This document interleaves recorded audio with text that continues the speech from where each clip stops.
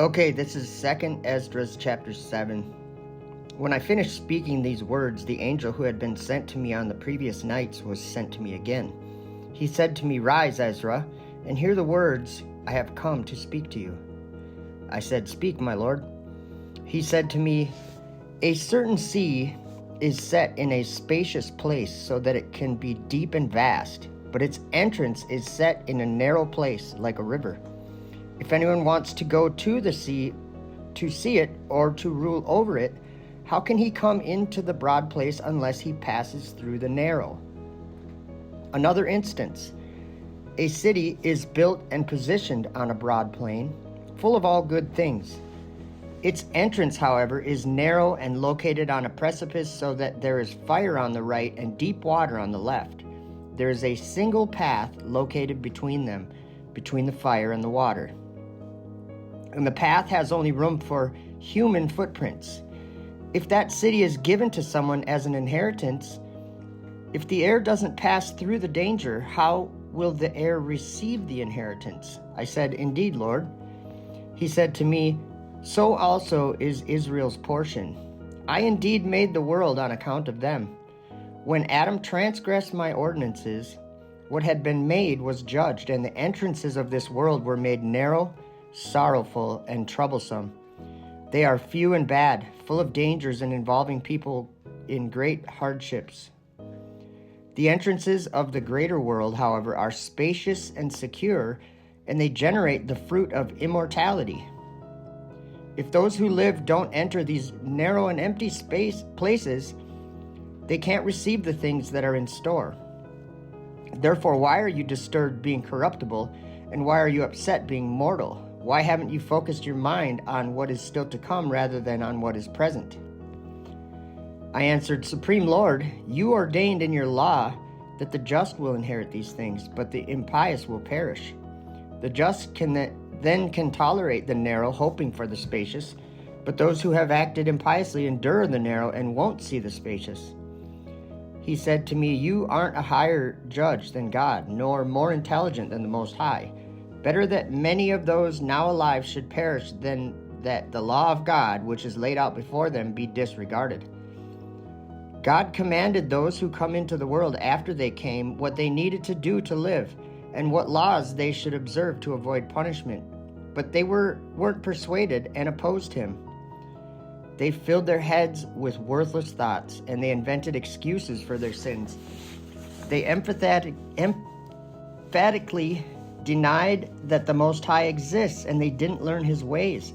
They despised his law and rejected his covenants. They weren't faithful to his statutes and didn't perform the works he prescribed. Therefore, Ezra, empty things are for the empty, and full things for the full. Look, the time is coming when the signs appear that I told you about in advance, and the city will appear, appearing as a bride, and the land that is now hidden will be openly displayed. Everyone who is rescued from the evils foretold will see my wonders. My son, the Anointed One, will be revealed along with those who are with him, and those who remain will rejoice for 400 years. After these years, my son, the Anointed One, and all who have human breath will die. The world will be turned back to primeval silence for 7 days, as in the earliest beginnings, so that no one is left alive.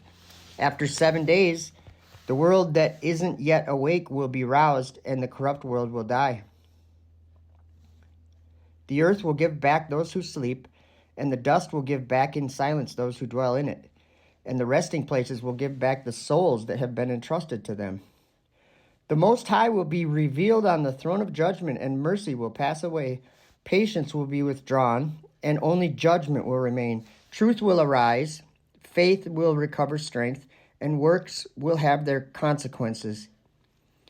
Reward will come about, righteous deeds will awake, and unrighteous deeds won't sleep.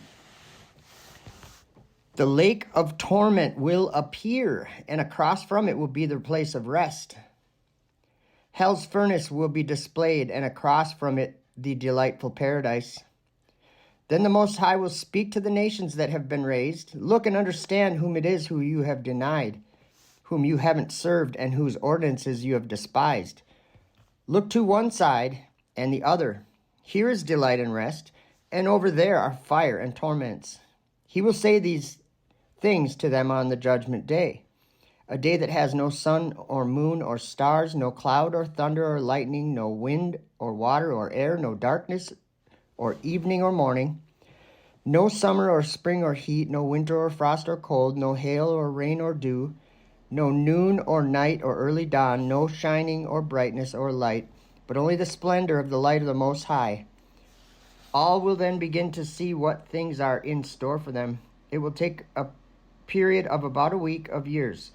This is my judgment and the arrangements made for it. I have shown this to you alone. Okay, I'm stopping there. Did you guys understand what this was just saying? I want to tie something together that I'm realizing.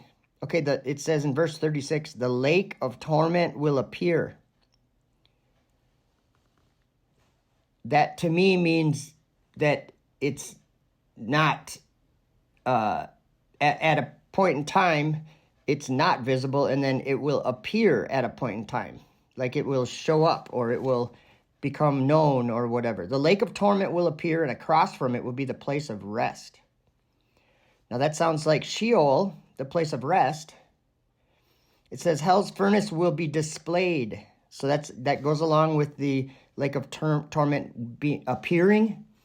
It's something that will be displayed. The hell's furnace will be displayed, and across from it, the delightful paradise. Well, do you guys know all the time that I'm talking about space, like outer space and like orbits and the solar system? That is literally hell's furnace, you guys.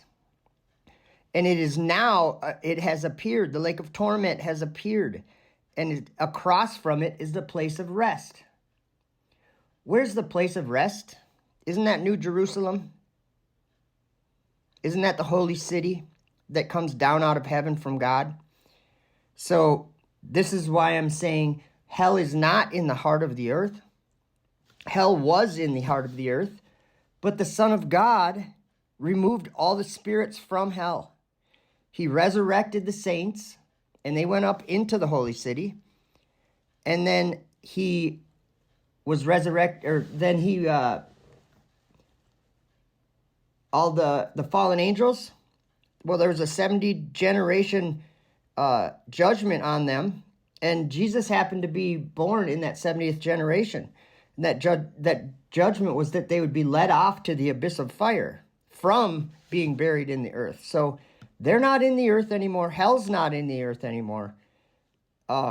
It's actually being displayed across from the place of rest, the delightful paradise, which is up in the sky. So the solar system is outer darkness. It's a bottomless pit. It's a trap. It's a trick. It's a lie. Don't fall for it. Spread the word.